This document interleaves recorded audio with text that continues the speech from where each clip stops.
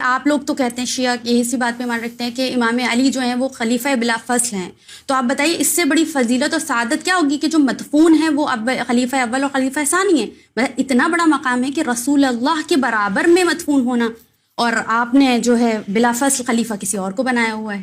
تو اگر اللہ نے کسی کو شرف بخش دیا ہے، اتنی بڑی سعادت دی ہے، تو دیکھیں یہ سعادت جو ہے وہ انسان کی اختیاری ہے، یہ زبردستی کی لی ہوئی سعادت ہے۔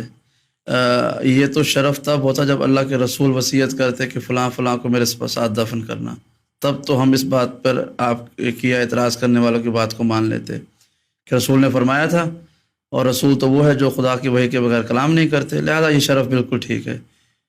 لطف کی بات یہ ہے کہ اعتراض کرنے والے فدق کے معاملے میں سوال کرتے ہیں کہ یہ زمین جو ہے وہ وراثت میں چلی گئی تھی، نبی وارث نہیں بناتے، تو یہ تو سوال پھر ان کے گلے کا پھندا بن جائے گا کہ یہ دو افراد جو تھے حاکم اول اور حاکم دوم، یہ کس حیثیت سے حجرہ رسول میں دفن ہوئے؟ یہ قبرستان تو نہیں تھا، نبی کا گھر تھا، نبی کریم اپنے گھر میں دفن ہوئے۔ تو جواب یہ ملتا ہے ان دونوں کی جو دختر تھیں، بیٹیاں تھیں، وہ رسالت میں آپ کی ازواج تھیں، لہٰذا ازواج نے اپنے اپنے حق کی یا وراثت کی زمین میں اپنے والدین کو دفن کر دیا۔ یعنی کمال کی بات ہے، سیدہ کی باری میں نبی کی وراثت نہیں ہوتی ہے، بیوی کی باری وراثت بن جاتی ہے۔ تو یہ تو ان افراد کا دفن ہونا بھی نبی کے قریب جسٹیفائی نہیں کر سکتے شرعی طور پر۔ ہماری شریعت تو یہ کہتی ہے کہ اگر آپ جس کی زمین پہ کھڑے ہوں اگر وہ راضی نہ ہو تو آپ وہاں پر نماز نہیں پڑھ سکتے، ان کے پانی سے آپ وضو نہیں کر سکتے، اس پہ آپ چل نہیں سکتے اگر وہ زمین کا مالک راضی نہ ہو۔ تو ایک طرف تو یہ دعویٰ ہو گیا کہ یہ صدقہ ہے، سب زمین جو ہے وہ وراثتی صدقہ میں جاتی ہے۔ دوسری طرف یہ ہے کہ وہ شریعت کے جہاں پر بغیر اجازت کے وضو اور نماز بھی جائز نہیں ہو، حرام کہا گیا کہ حرام ہے۔ تو آپ کو پتہ ہے حرام کیا ہوتا ہے؟ شراب مثلا حرام ہے، قتل کرنا حرام ہے، بت پرستی حرام ہے، یہ ہیں چھوٹی چھوٹی حرام چیزیں۔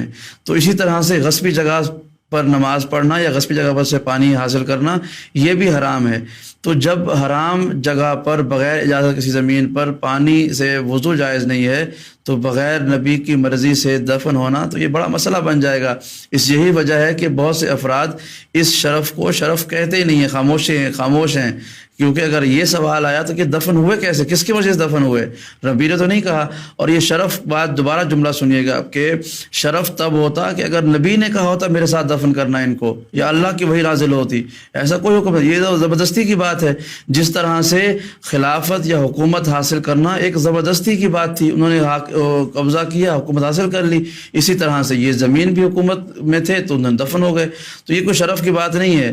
ضیاء الحق کی جو بچی ہوئی پسماندہ لاش تھی وہ فیصل مسجد میں دفن ہے اسلام آباد میں، زمین کے اللہ گھر میں دفن ہو گئے تو کوئی گناہ معاف ہو جائیں گے؟ ایسا نہیں ہوتا۔ کربلا کی زمین کے بارے میں آخری مثال دوں، کربلا کی مٹی کو خاک شفا کہا گیا ہے، یہاں تک کہا گیا ہے کہ ترعۃ من ترع الجنہ، جنت کے باغوں میں سے ایک باغ کربلا کی سرزمین، بین الحرمین کا علاقہ وہ ہے کہ جو جہاں پہ دفن ہوا بغیر حساب کے جنت میں جائے گا، اس حد تک کی روایات ملتی ہیں۔ قبر امام حسین کے آس پاس جو دفن ہوا وہ بغیر حساب کے جنت میں جائے گا۔ تو کیا وہاں پہ یزید دفن نہیں ہوئے تھے؟ امام حسین نے کتنے لوگوں کو وصل جہنم کیا تھا، تو وہ سب کہاں گئے؟ اسی مٹی میں دفن ہوئے۔ تو دفن ہو جانا، کسی مٹی میں دفن ہو جانا ہرگز کوئی شرف کی بات نہیں ہے۔ ممکن ہے کہ حضرت عباس کے حرم کے سین میں کوئی جدید دفن ہوا ہو، اس مٹی میں دفن ہو کے گڑ گیا ہو، اسی خون میں، جس زمین میں امام علی مقام کا خون ہے اسی میں یزید کی آرمی کا بھی سپاہیوں کا خون ہے۔ تو یہ شرف اللہ کو پتہ ہے کہ سلام کے مستحق کون ہیں، تو اس لیے حسین ابن علی کے خون کو سلام کیا گیا ہے، یزید کے سپاہیوں کے خون کو سلام نہیں کیا، لعنت بھیجی گئی ہے۔ تو زمین شیئر کر لینے سے، اشتراک کرنے سے کوئی فرق نہیں پڑتا، ورنہ کل کو ساری یزیدی فوج جو کربلا میں ماری گئی امام حسین کے ہاتھوں یا دیگر اصحاب حسین کے ہاتھوں، وہ بھی کہیں گے کہ بھائی دیکھو ہم تو اتنے اچھے ہیں کہ اصحاب حسین کے ساتھ دفن ہوئے ہیں۔ تو یہ زمین کچھ نہیں، زمین کے ساتھ دفن ہو جانا، زمین شیئر کر لینا، یہ کوئی پرابلم نہیں ہے۔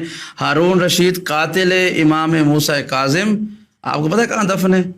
حرم امام موسیٰ کاظم میں۔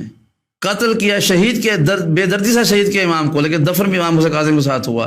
اور پھر وصیت کیا کہ میں نے خواب میں دیکھا ہے کہ امام حسین کاظم جنت کے دروازے پہ کھڑے ہوئے ہیں اور میں جہنم کی طرف جا رہا ہوں، تو مجھے آواز دے کے بلایا، میں نے آواز دی تو انہوں نے کہا کہ یہ میرے چچا کا بیٹا ہے، میرے پاس آنا. تو یہ سب بکواس اس نے کی.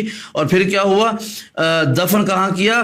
امام حسین کاظم کی قبر مبارک کے قریب ہی، قاتل ہو کر بھی. تو اس کا مطلب بخشا جائے گا؟ ایسی بات نہیں ہے. خدا دفن ہونے کی وجہ سے کسی کو شرف یا عذاب نہیں دیتا، بلکہ اس کا دار و مدار نام اعمال اور اس سے پہلے عقیدہ ہے کہ آپ کا عقیدہ اہل بیت کے بارے میں کیا ہے. تو جس کا عقیدہ اہل بیت کے معاملے میں اسٹریٹ ہوگا وہ دفن کہیں پر بھی ہو جائے. یورپ میں دفن ہونے والے کیا پرنس چارلس پر اٹھائے جائیں گے؟ ایسا نہیں ہے. دو دفن جہاں پہ مرضی ہو جائے. معصومین کی اگر محبت ہے اس کے ساتھ، معصومین کے ساتھ اگر وہ مخلص ہے تو معصومین کے ساتھ ہی اٹھایا جائے گا. اگر دشمن ہے تو دشمن میں محشور ہوگا.